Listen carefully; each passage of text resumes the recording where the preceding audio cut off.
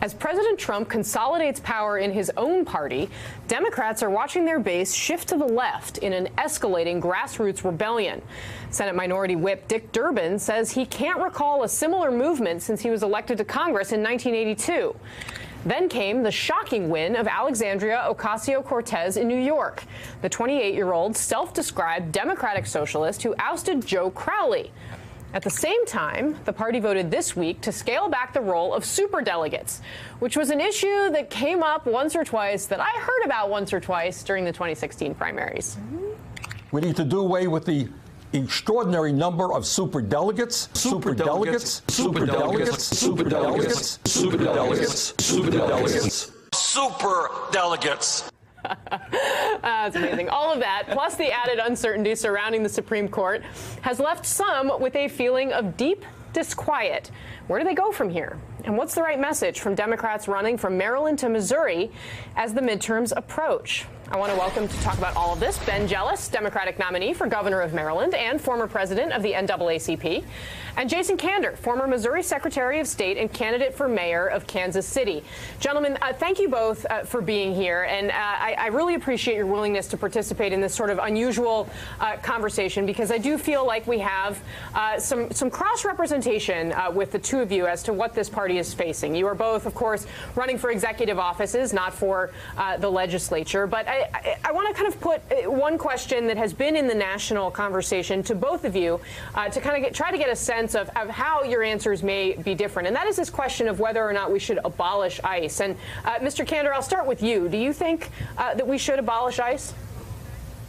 Look, I'm pretty focused on issues here in Kansas City specifically, but what I'll tell you is my personal perspective on this is that it has certainly advanced to a place where it was not supposed to be when it was created. And at a very minimum, I agree with the people who have said that this cannot be President Trump's personal, law enforcement, personal army. That's not what this was supposed to be. And what it actually ends up creating is a situation where it's not able to accomplish any of the goals that it was put forth for in the very first place. Do you think ICE is a force for good in Kansas City, the city you want to govern? Well, look, what I think is that we got to make sure that here in Kansas City we continue the progress that we've made and that it touches every single part of the city. And inherent in your question is whether or not that means we have to protect everybody here in our city, and absolutely we do. Ben Jealous, I'd like to hear your take on this. Do you believe that we should abolish ICE in this country? No. What I do think is we need to get rid of Trump. We need to get back to a real conversation that reflects the values of our country for how we welcome people who are coming to our shores, who are coming to our country. My own family descends from folks who came here on my father's side all the way through Ellis Island, starting out in Salem in 1624. And what we know is that each wave of immigrants has made us stronger. This president has been fixated on turning ICE into a very abusive force, pushing it way beyond what its actual mission is, at the same time building a wall and actually tearing children from the arms of their parents and putting them in cages. And so I get why folks are calling for ICE to be abolished. I mean, I understand their emotion, but we do need an immigration service, absolutely. We just need one that actually serves the people of this country, that reflects our values and not those of Donald Trump. Mr. Jealous, what do you think about, what did you read into the win of Alexandria Ocasio-Cortez earlier this week when she took down a longtime leader of the party, Nancy Pelosi? I mean, you have been somebody who has been in, the most entrenched of Democratic circles in your time in politics. Does the party need new leadership? She didn't take down Nancy Pelosi. She took down Crowley in New York. Sure, and, right. But it just as a major rebuke to Nancy Pelosi. I don't know a whole lot about South Bronx politics. What I do know is that she has a lot of energy, and she speaks to the concerns of people in this time. We as a party have to run towards the people. We got to put real solutions on the table. Here in my state, we're focused on making sure that no student comes out of college in debt. We've got to get back to our universities being as affordable as they were for the boomers. You know, we're focused on ensuring we finally fully fund our schools. We're focused on ensuring finally that everybody has health care. And so, you know, those sorts of basic issues are deeply felt, frankly, voters of all kinds. I mean, I have folks who voted for Donald Trump who are coming back to the Democratic Party to support me because they're small business people whose small businesses have been choked under this governor because healthcare costs keep surging, and he has no plan to deal with it. I've put a plan on the table for state-based Medicare for all.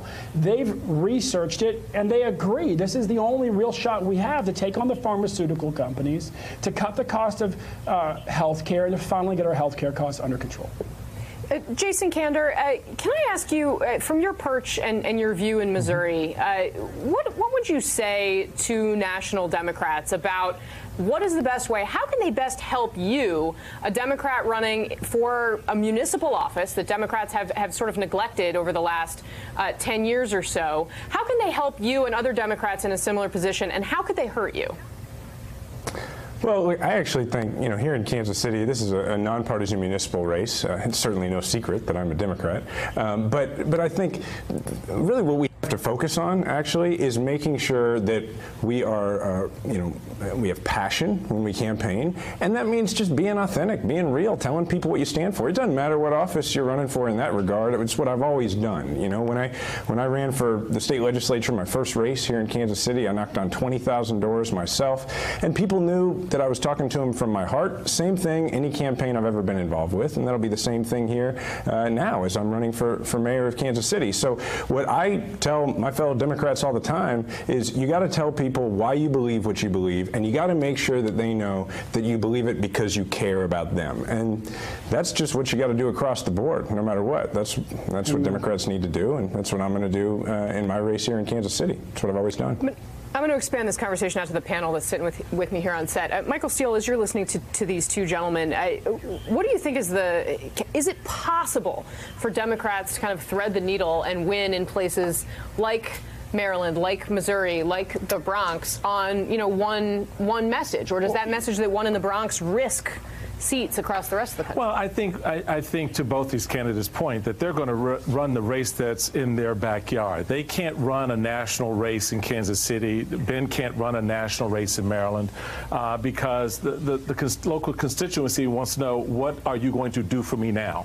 So yeah, but the National Party could hurt them, and the media is incredibly and more, and Tom Perriello has made this point in an op-ed that, you know, voters are getting national information. Voters are getting national information, but at the end of the day, it's always local. Look at what happened in Virginia when the Democrats upset a long-term incumbent Republican. How did she do it? As a transgender candidate running in Virginia, she won by saying, "I'm going to fix the roads." It wasn't about LGBTQ issues broadly speaking. It wasn't about health care on the national scale. It was about fixing the damn roads. So at the end of the day, it becomes a very local issue for each of these candidates. In Kansas City, they want to know, okay, what are you going to do to make this a great city that we think it is? And in Maryland, it's going to be the same question. Yeah. Stephanie Shriver, what do you think? Well, I think you're exactly right. And that's exactly what we're saying. I mean, on Emily's list, we have truly a historic number of women running for office across this country. They are doing very well in their primaries thus far and are positioned to do well in the general election.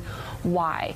Because they are just rolling up their sleeves. They're getting on the ground. They're talking to voters. They're listening on what folks need, whether it's health care. Danica Rome talking about traffic. You know, I was just in southern Florida, and of course they're talking about gun violence protection that we're seeing in so many parts of the country.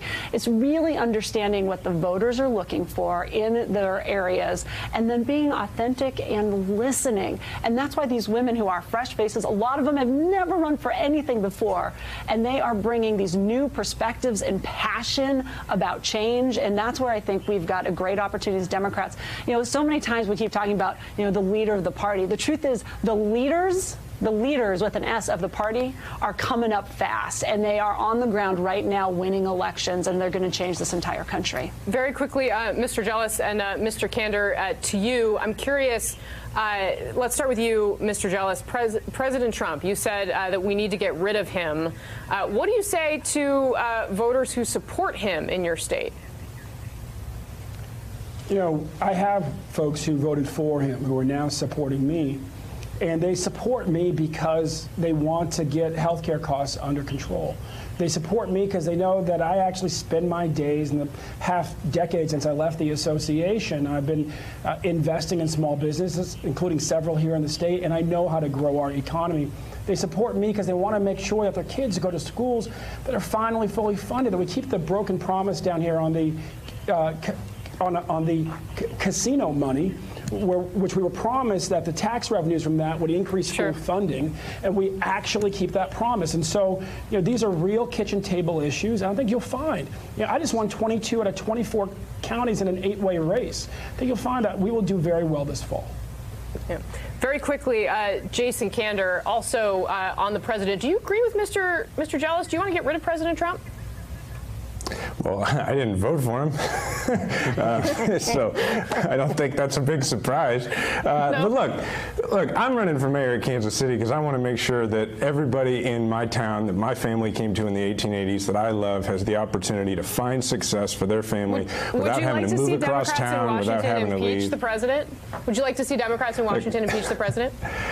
I'd like to see us focus right now on winning in 2018. We got Claire McCaskill running here in Missouri. It's incredibly important to Kansas City that she's reelected because she does right by our town. That's where my focus is going to be. We've got an opportunity to defeat Right to Work on the ballot here in August. So, before we get to this campaign that's June of 2019 for me, April and June, I'm going to make sure that we're doing the best things for Kansas City in the 2018 elections as well.